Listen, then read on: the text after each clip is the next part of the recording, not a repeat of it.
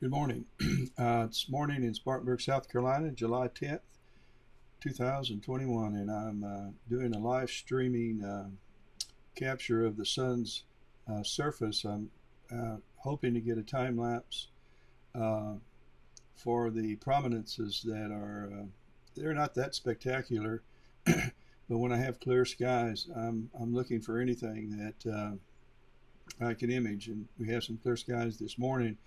Living in the south in the summertime, by noon or early afternoon, clouds start gathering, and we have our very predictable and typical afternoon pop-up thunderstorms. So I'll end up taking until the clouds bother me, and then down it'll go, cover it up, and wait for another day. But let's go to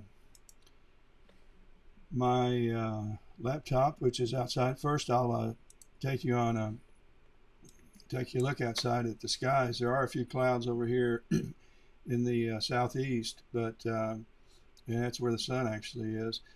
Excuse me. But the far telescope is the one that is right now shooting live, and it's a telescope that has a uh, a refractor on the bottom and a solar scope on the top. But I'm using the refractor on the bottom because at the convenience of the automatic focuser, and it has a quark chromosphere. I'm also imaging with a mono camera, and the camera I actually have on the solar scope is not this ASI 120. The one I actually have on. This is an older picture, but the camera I have on is the 183 ASI 183 color camera, and but I want to get some mono and of the time lapse, and I'll add color later and convert to an RGB file. So with that being said, let's take a look at the live stream, and here we go. I am going to put that to bed. I'm going to, these are the two prominences. I want to move my sun up some. In fact, I've put these crosshairs as a reference point. When I'm doing a time lapse, sometimes I'll walk away from the computer and for a few minutes, and when I come back, this is a telescope system that's on a tripod, and it's been bumped quite a bit since I last polar line, which I can't even remember when I last polar line because I do not use this for anything other than solar. And it's my travel kit, and so it isn't polar line. It's close because it's pointed to the north than it would be if it was pointed to the south, but it's still got a lot of drift, both in RA and in DEC. And it also has an enormous amount of backlash. This mount does. It's not a, it's a, it is a, it's a great little mount. It's the AVX by Celestron Advanced VX system. But if you want accuracy and tracking, this is not the mount for you. It is a great starter mount, and this is the mount I started with. So, but I do want to move the beginning of this prominence into the crosshairs for framing purposes, and I keep these crosshairs. I made a mental note that the top part of this crosshair intersects this little box right there, and this intersects the corner. So, and the reason why I'm doing that is from time to time you can move these all around, and then you're in a mess. So you can accidentally move them. So what I want to do is come back to that same spot and recenter with those two reference points. And then now I'll move my sun up and over just a little bit. I was asked, how did I get this little box to come up? And I can control the telescope both from this little ASCOM hand controller, and of course this hand controller down here. And the reason why is because when I set up SharpCap and I went to hardware, I picked the Celestron telescope driver, and I could add the filter wheel and the focuser. I don't have a filter wheel, but the focuser to it. But I'd rather use my focuser that Moonlight provides me.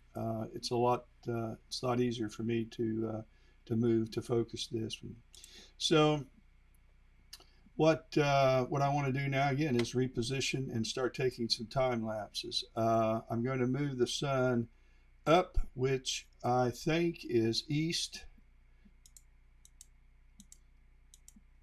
and we're going to move it over, which I think is north. I haven't done this. Well, last time I did it was July 4th, and you can see I'm at 4 times sidereal, and it takes it a little bit of time before it starts its moving, and I went too far. I want to move the sun down a little bit, which would be now, well, let's move it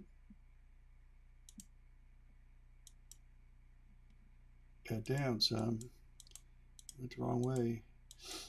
I'm dyslexic, and then when you add the fact that these aren't intuitive, you have to actually think, which is not my strength. And we need to go move the mount. Let's see, we got to move it south now, just a tad.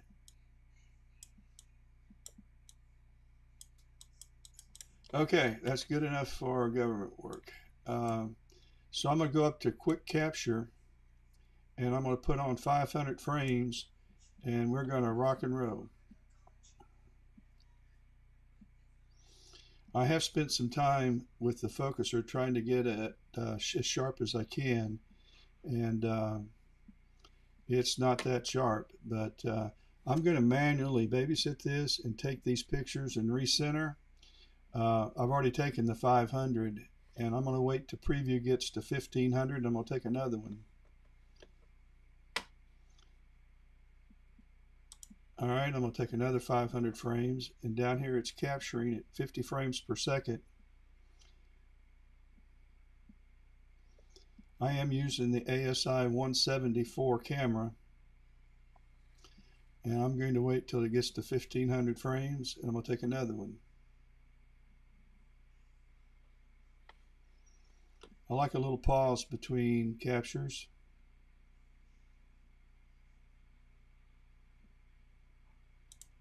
And we'll click off another one. And hopefully when I'm able to process this, we're going to see some activity going on here. Might be a little detail coming out here, and then some activity here, plus all the little funny little things that go on the rim of the sun. Got to talking and forgot to click. Now, this is the hard way of doing it.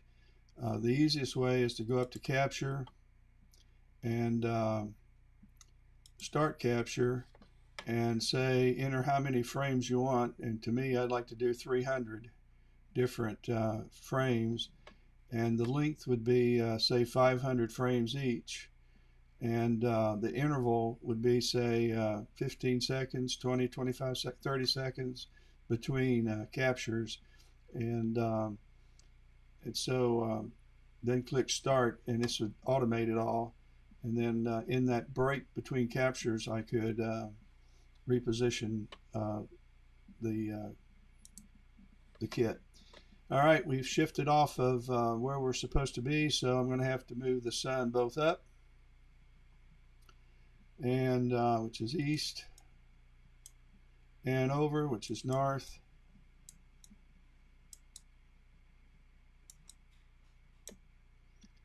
and down a little bit, and come back again. Boy, my mount is really way off. I'm getting some wicked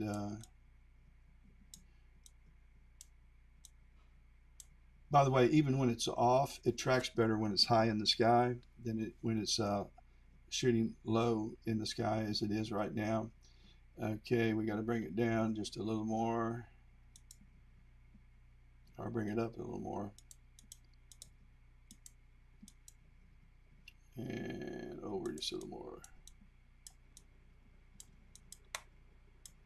Having a tough time. Okay, let's do a capture. Auto stackered and IMPPG and PIP will be the software programs that I'll be using alongside PixInsight. And I'll try to batch up everything so that I can do all the images in a batch process.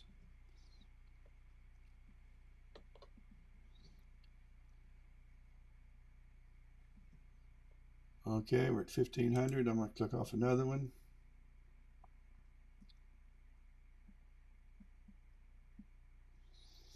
You could name your you could put your name in here, Sun Prom, if you wanted to, but it's drifted a little bit south, so let's move it over a little bit.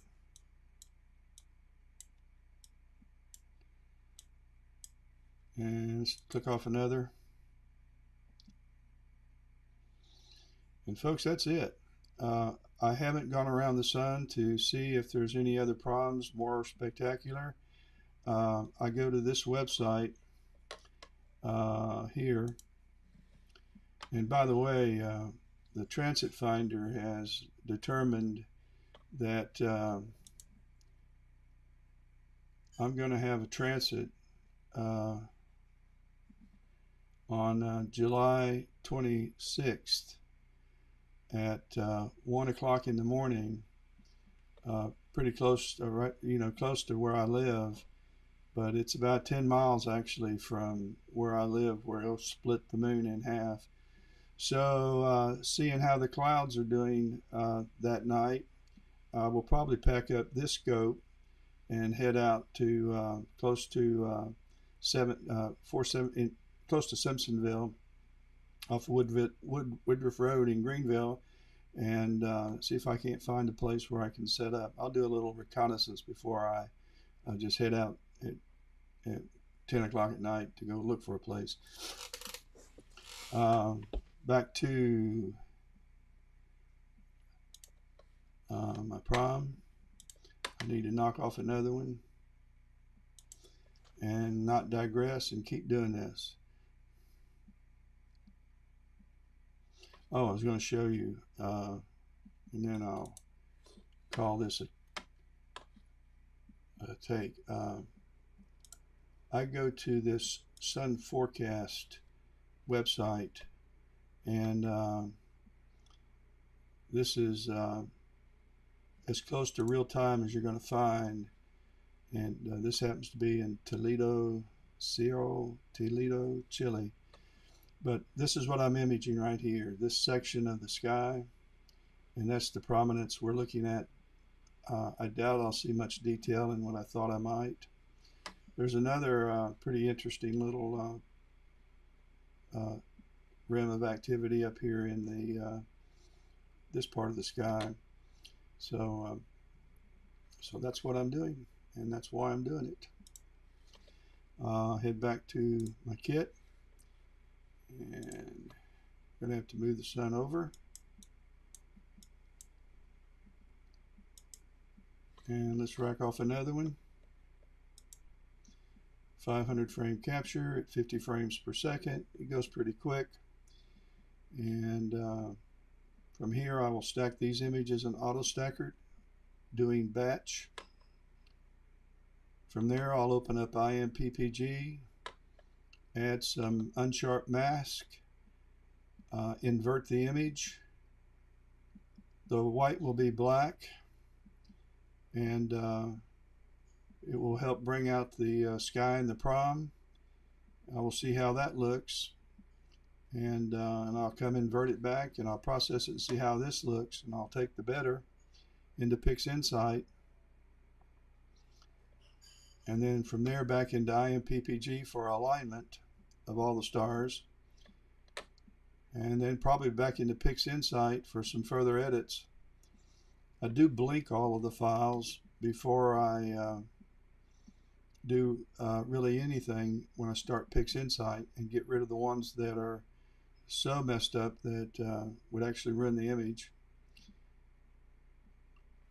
Let's click off another one. I'm talking too much and I'm forgetting to, oh, I'm having some Wi-Fi problems. Yep, I'm gonna have to go change Wi-Fi. It'll reconnect. Okay, we're capturing again. In fact, it's already captured it.